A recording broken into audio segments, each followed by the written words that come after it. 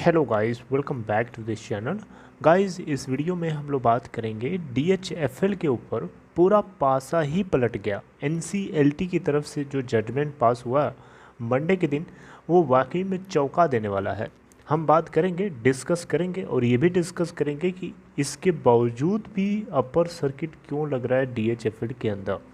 लेकिन अपनी बातचीत को हम शुरू करें उससे पहले आपसे दो रिक्वेस्ट करना चाहूँगा, हमेशा की तरह। पहली रिक्वेस्ट ये कि अगर आप डीमेट अकाउंट ओपन कराना चाहते हैं तो डिस्क्रिप्शन बॉक्स में आपके लिए एक लिंक ड्रॉप किया गया है, उसे क्लिक करके आप अपस्टॉक में अकाउंट ओपन करा सकते हैं। दूसरी रिक्वेस्ट ये है गाइस कि अगर आप इस चैनल को, फाइनेंस मार्केट को फर्स्ट टाइम देख रहे हैं तो प्लीज़ सब्सक्राइब कर लीजिए और बेल आइकन को ज़रूर से हिट करिएगा ताकि आपको वीडियोस की नोटिफिकेशंस मिलती रहें और आप सबसे पहले देख पाएंगे। तो देखिए, दीवान हाउसिंग फाइनेंस लिमिटेड मंडे के दिन 20.80 के अपर प्राइस बैंड पे ओपन हुआ था और वहाँ से कोई लो और कोई हाई नहीं बनाता है। उसी के ऊपर फाइनली क्लोज भी हुआ। लगभग 9.76% का अपर सर्किट लगा है, या फिर 1.85 रुपये ऊपर जा कर के ओपन होता है और वहीं क्लोज हुआ। लगभग 23,05,928 total number of shares trade हुए। परसेंटेज ऑफ डिलीवरेबल क्वांटिटीज़ हैं 100%।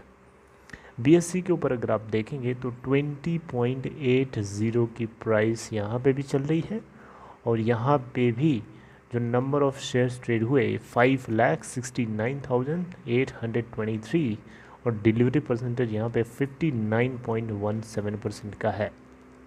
मार्केट कैप है इसकी 6,500 कैप है 652.75 करोड़ रुपए। इस कंपनी का 52 वीक लो है 11.85 का और 52 वीक हाई है 43.00 का। देखिए, सुप्रीम कोर्ट से अभी तो फैसला नहीं आया है, लेकिन शुरुआत जहां से हुई उसी जगह से फैसला पूरी तरीके से बदलता हुआ नज़र आ रहा है। देखिए, दीवान हाउसिंग फाइनेंस लिमिटेड को नेशनल कंपनी लॉ ट्रिब्यूनल के अंदर जो है पिरामिड ग्रुप अप्रूवल पाने के लिए लेके गया था, लेकिन NCLT ने इसको अप्रूवल देने से मना किया। और मना ही नहीं किया बल्कि जितने भी कमेटी ऑफ क्रेडिटर्स थे, जितने भी इस बैंक, जो इस कंपनी के लेंडर्स हैं, उन सभी को इवन एक सजेशन दिया, 10 दिन का टाइम दिया कि सोच लो, समझ लो। और कपिल वाधवन जो 91,000 करोड़ रुपए का ऑफ़र दे रहे हैं, उसके ऊपर एक बार एक्सपेरिमेंट करो, सोचो, विचारो, उसके बाद वापस हमें रिप्लाई करो विद इन 10 डेज़।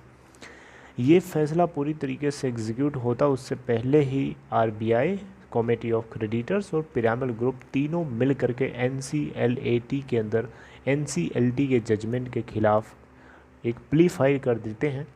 फिर NCLAT ने कहा कि ये इस मुद्दे को साइड करते हैं, यानी स्टे लगा दिया NCLT के जजमेंट के ऊपर। और उसने कहा NCLAT ने कि वो खुद इस केस के ऊपर अपनी एक एनालिसिस करेगा एंड देन फाइनल वो जजमेंट निकालेगा। तो NCLAT की तरफ से ये जो मूव लिया गया, इसके खिलाफ कपिल वाधवन सुप्रीम कोर्ट पहुंच गए। समझ रहे बात को? सुप्रीम कोर्ट में जाकर के बताया कि ऐसी ऐसी बातें हैं और इनके पास जितने भी राइट थे वो सभी के सभी राइट को क्लोज़ कर दिया गया है। इनके पास कोई रास्ता नहीं है कि ये अपनी ही कंपनी के अंदर जो है अपने ही कंपनी को रीक्वायर कर सकें।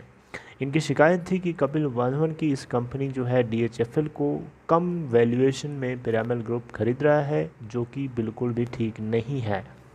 राइट, तो सुप्रीम कोर्ट अभी इसके ऊपर अपना फैसला नहीं सुनाया है, ना तो national company law appellate tribunal की तरफ से फैसला सुनाया है, बल्कि NCLT जहां से शुरू हुई थी खेल, वहीं से उसी ने आज इसके ऊपर फाइनल जजमेंट भी दिया, इवन अप्रूवल भी दे दिया पिरामिड ग्रुप को लेकर के, लेकिन कुछ कंडीशन के साथ दिया है। आइए देखते हैं। देखिए, पिरामिड ग्रुप जो है अभी तक जो है DHFL को एक्वायर करने के लिए 37,250 करोड़ रुपए का सबसे ज़्यादा अमाउंट जो है देने के लिए तैयार है, और इसमें से बहुत ही ज़्यादा प्रोपोर्शन जो है ये इन कैश देने वाले हैं, जो कि बाकी इससे जो ज़्यादा वैल्यूएशन ऑफ़र कर रहे थे उन्होंने इतना कैश ऑफर नहीं किया था फ्रंट रूप में, राइट। तो इसीलिए जो कमेटी ऑफ क्रेडिटर्स हैं इनको चूज़ किया। तो यहाँ पे एनसीएलटी का बोलना है कि कमेटी ऑफ क्रेडिटर्स से रिक्वेस्ट नहीं किया, बेसिकली एक सजेशन दिया, एक सलाह दिया कि जो कमेटी ऑफ क्रेडिटर्स हैं उन सभी को एक चीज़ माननी पड़ेगी, ठीक है।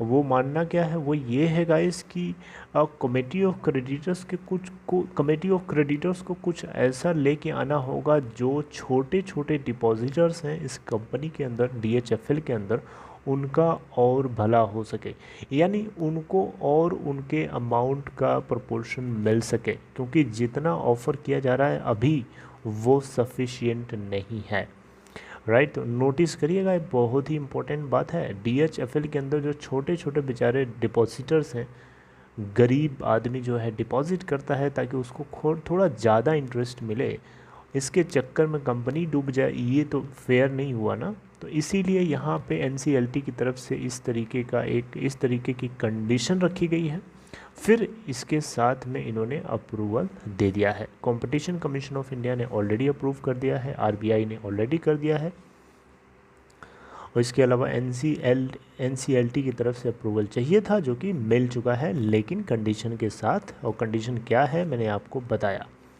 National company law appellate tribunal की तरफ से इसके ऊपर अभी जजमेंट आना है, सुप्रीम कोर्ट इसके ऊपर जजमेंट देगा या नहीं देगा उसके बारे में कुछ कहा नहीं जा सकता। वैसे मोस्ट प्रोबेबली देना तो चाहिए, क्योंकि प्ली फाइल करी गई है, ऐसा नहीं है कि नहीं करी गई है, तो कुछ हो सकता है। और जो भी सुप्रीम कोर्ट से जजमेंट होगा वो बाकी की जितनी ये अथॉरिटीज़ आपको दिख रही हैं, एनसीएलटी, एनसीएलएटी, इन सभी को डोमिनेट करेगी, ये बात आपको नोटिस करनी चाहिए।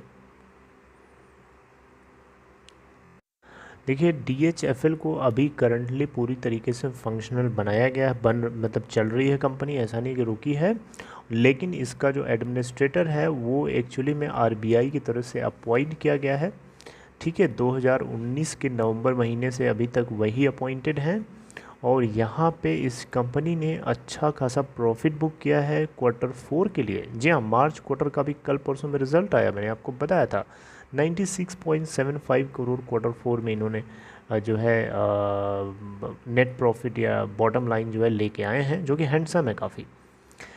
ओके, हालांकि पूरे ईयर पिछले साल के सेम क्वार्टर में इनको 7,507 करोड़ का लगभग लॉस हुआ था। आप देख सकते हैं बहुत ही ज़्यादा सिग्निफिकेंट इम्प्रूवमेंट है। 7,507 लगभग $1 बिलियन के आसपास का इनका लॉस था, और इस बार प्रॉफिट में जनरेट हो गई, कंपनी आज टर्न हो चुकी है। अब पूरे कंसोलिडेटेड लेवल पे नेट ईयर का अगर आप फाइनेंशियल ईयर 2021 का देखेंगे तो मैंने आपको ऑलरेडी ये सब बातें बता रखा है, ऐसा कुछ नहीं है कि इसमें नया है, तो मैं ये सब नहीं बता रहा हूँ क्योंकि मैंने आपको परसों ही कल या परसों में बताया था। ओके, तो इसीलिए यहाँ पे अपर सर्किट लग रहा है, क्योंकि डिपॉजिटर्स का कहीं ना कहीं ख्याल। लेकिन हाँ, अभी भी आपको बताना चाहूँगा कि जो स्टेक होल्डर्स हैं इनका क्या होगा। स्टेक होल्डर्स को लेकर के नेशनल कंपनी लॉ ट्रिब्यूनल की तरफ से अभी भी कोई जजमेंट पास ऑन नहीं किया गया है, हालांकि शुरू में इन्होंने ज़रूर किया था, राइट। लेकिन इसके बाद आज यानी कल जो है 7 मई 2021 को इसके ऊपर कोई भी कमेंट्री नहीं सुनने को मिली। हाँ, डिपॉजिटर्स के लिए मिली थी, लेकिन स्टेक होल्डर्स के लिए अभी तक कुछ नहीं हुआ है। ऑल्दो देखते हैं कि आगे क्या सिचुएशन होती है, धीरे धीरे चीज़ें क्लियर हो जाएंगी, आपको मैं बताऊंगा, कंटिन्यूअस बताऊंगा। बस कनेक्टेड रहिए, जुड़े रहिए, चीज़ें कहीं ना कहीं से लीक होती हैं और आपको डेफिनेटली आप तक पहुंचाने की कोशिश करूंगा।